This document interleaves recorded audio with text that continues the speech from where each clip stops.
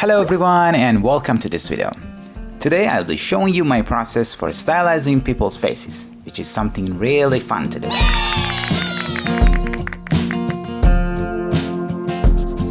Feel free to download my brushes and materials if you want to use them for practicing. Designing characters' faces based on photo reference is something that can bring you numerous benefits. It helps you improve your skills in analyzing the shape and form of different faces, and learning the process of simplification and exaggeration, which we will discuss further here. Now the first question is how to choose a good reference. Obviously, everyone has a different taste and interest, but in general, I would recommend looking for unique features and try to avoid generic faces for a start. Here are a few examples. We have a male from profile view and you can see that all the proportions and forms are generic and average.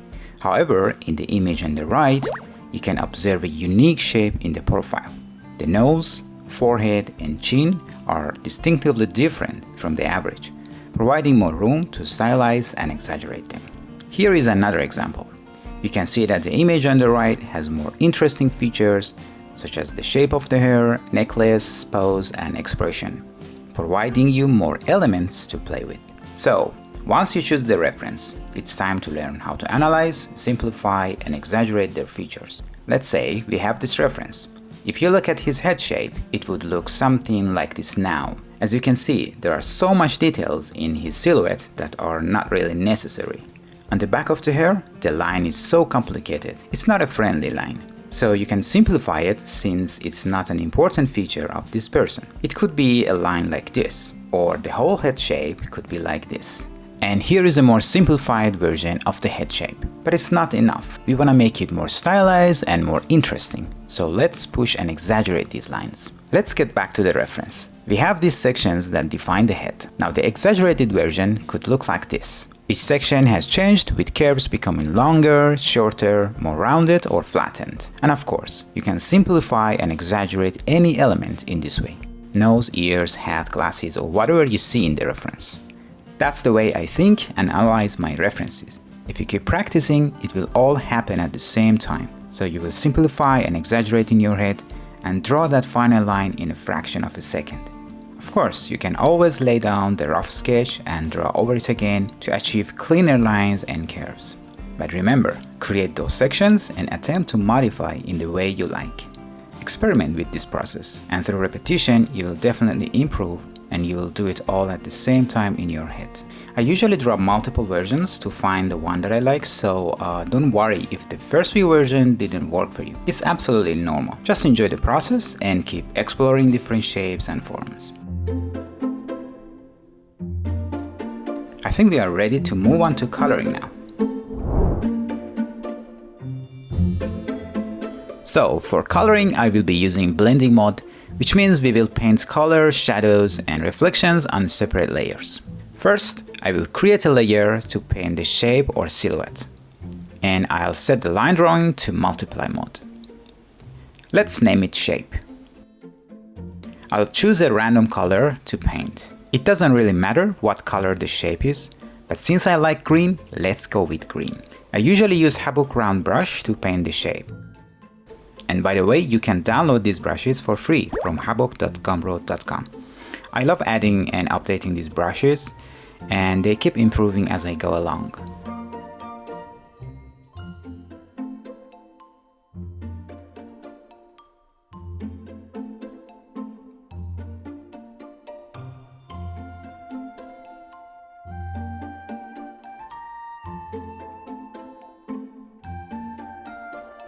I usually turn my line drawing to a dark red-orange color since it's closer to the skin tone. Next, I will create a new layer to paint the local colors. So local colors refer to the natural or base color of an object, unaffected by lighting conditions. These colors represent the object without any shadows or reflection. Of course, local colors can vary. For example, the cheeks, nose, and ears could be slightly more red because they have a higher concentration of blood vessels located closer to the skin surface. These areas, known as flash zones, are more sensitive to changes in blood flow. and are influenced by factors such as emotion, temperature, and blood circulation. Let's paint with a less saturated color, leaning toward green for areas where beards or hair grow. This subtle variation will make the skin color appear more interesting. When it comes to hair, I prefer to slightly increase the saturation compared to what I see in the reference.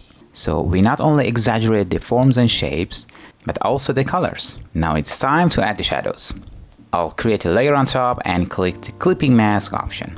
Then I set the layer to multiply.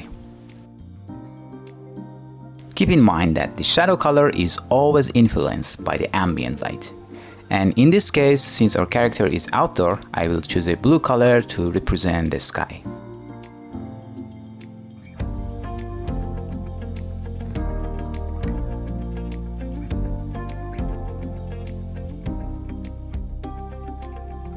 I'm trying to soften the edges of the shadows by gently erasing them.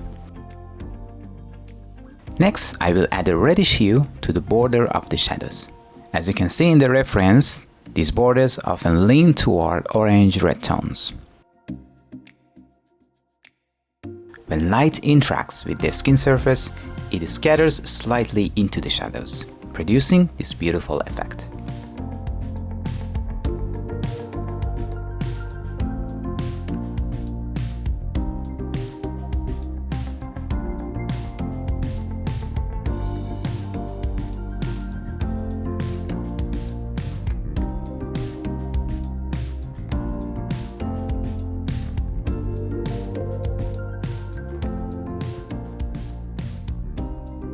Let's darken the eyes a bit. Later I will combine these layers, but for now I prefer to keep them separate.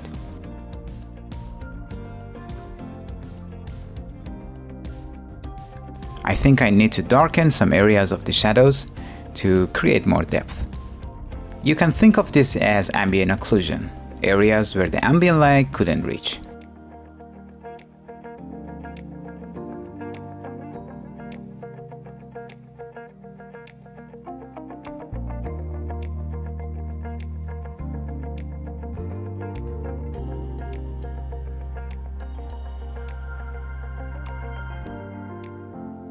Let's create a layer for reflection and set it to color dodge. I'm gonna pick a warm grayish color and just add a little bit of reflection here and there. So the whole process is a very quick approach to get a colorful version of your sketch. So maybe in 1 hour you can color multiple characters and spend more time obviously on the one that you like the most. I think we are almost done, and I hope you have enjoyed this short video and found it useful. Please let me know in the comments if you have any questions. I always do my best to reply to all the comments, and apologize if I have missed any. So thank you so much guys for watching, and I'll see you in the next video.